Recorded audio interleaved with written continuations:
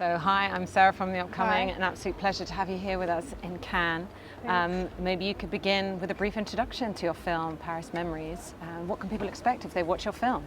Yeah, the film is the story of Mia, played by Virginie Efira, who's caught in a terrorist attack in Paris.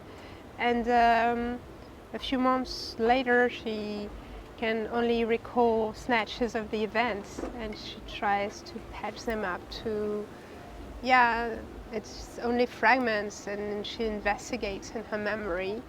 And she tries to find the hand of the man she was holding during the attack.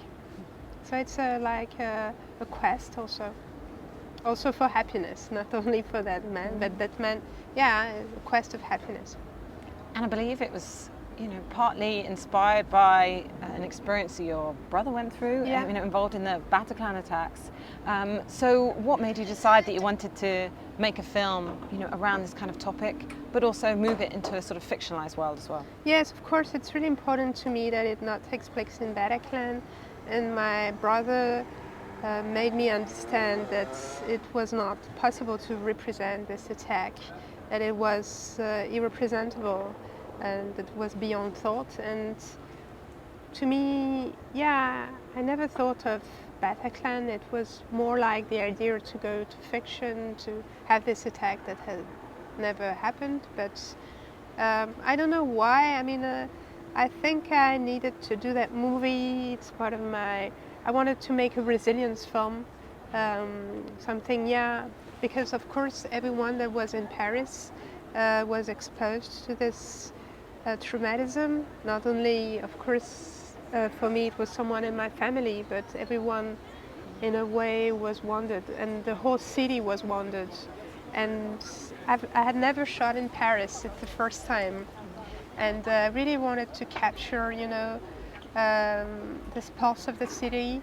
And it was really strange because while we were shooting, there was the trial, the very big trial for this Bataclan, and so when we were shooting, there were candles outside of the restaurant on the set, and people were in the street. They were so moved to see that, and they were like anxious in a way and so we have been asked to have very big signs saying it's a shooting, it's a set, and so reality and fiction were really mixed, and in the whole process of the film. Even in the editing, the editing room was next to Bataclan, and it was by coincidence. And so it was I really felt that there is ghosts in the movie, but I think there were also ghosts on the set that we felt really like it wasn't. It was something that was performing in the film. And tell us about casting Virginie at the center of it, because I think she's such a fascinating actress, and particularly in this role, which is quite a complex and multi-layered one, because in some respects she's a victim, but she has such strength, and of course the camera is often trained on her face.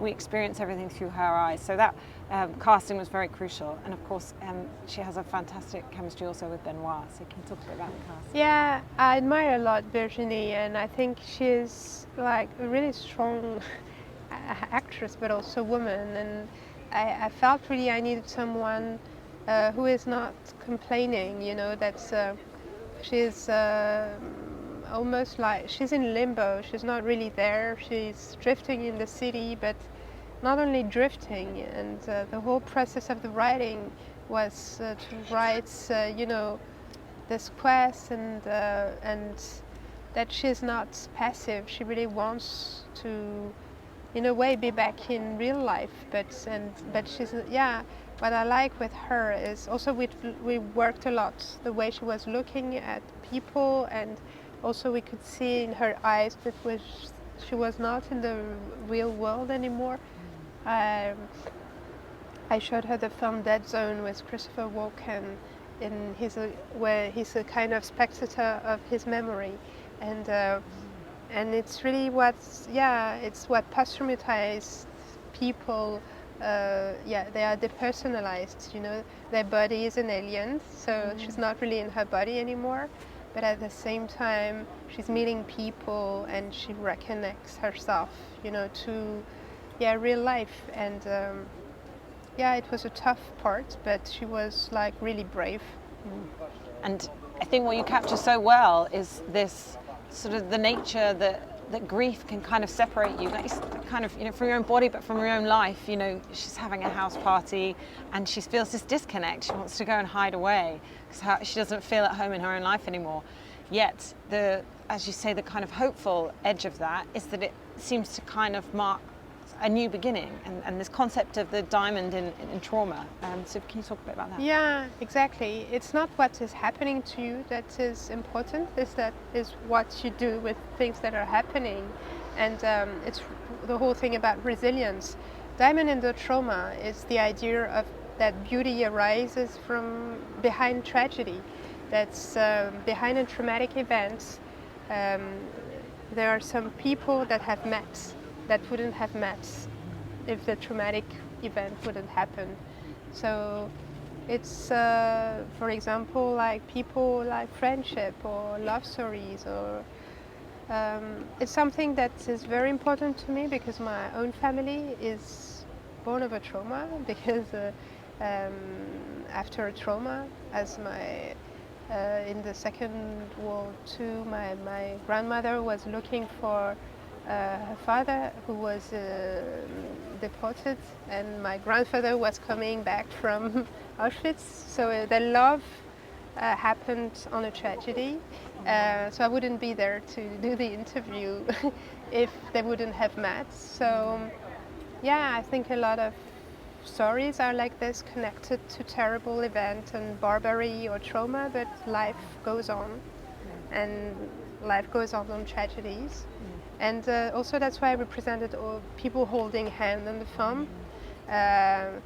It comes also from my own experience when I spent that night, and my brother was in Bataclan. I couldn't write him because he had told me, don't write me because I could get caught because of the sound of the telephone. So, and we were listening to the radio, the televisions, and we could do nothing, and we didn't know what was happening. And so then with my boyfriend, we thought, okay, we're gonna like turn off everything, TV, radio, and we just like this decided to hold hands and light a candle, and we prayed. And my editor, who lived in front of Bataclan, he could hear the riots in the streets, and he told me that at a moment he decided to lay down with his girlfriend and they hold hands in silence.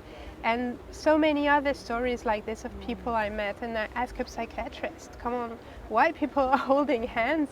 I mean, and she said that it's something like it creates oxytocin, this hormone of well-being, something that it's created also when a mother is breastfeeding her child, the child, and so that's why I filmed hands, and that's why I wanted to finish the film with this image. And just very finally, I saw One Year, One Night as well in Berlin, and they were talking a bit about how, like, the power of cinema, that it can be kind of cathartic, and I wonder if this film was cathartic for you in a way on a personal level, but also the idea of kind of a community or a society having catharsis together through things like cinema. Yeah, I really believe in the power of resilience of cinema, and I hope that this film could help some people, and some people also that don't know how to talk about their trauma, also because sometimes there is also no words to express those kind of feelings. But I think cinema is the language to me of the trauma and how to go over it, and to a cathartic film, yes, for sure. And in one sentence, to have the film here in Cannes, what it means to you? I'm very happy to be able to show the film here in France, as it is, of course, there were many different countries represented in the attack, and it's not only a French story, but of course it's a national trauma, so I'm very I think it's important that we are here in Cannes to present the film. That's been wonderful. Thank you so much for sharing all that with us, and enjoy presenting the film here. Thank you.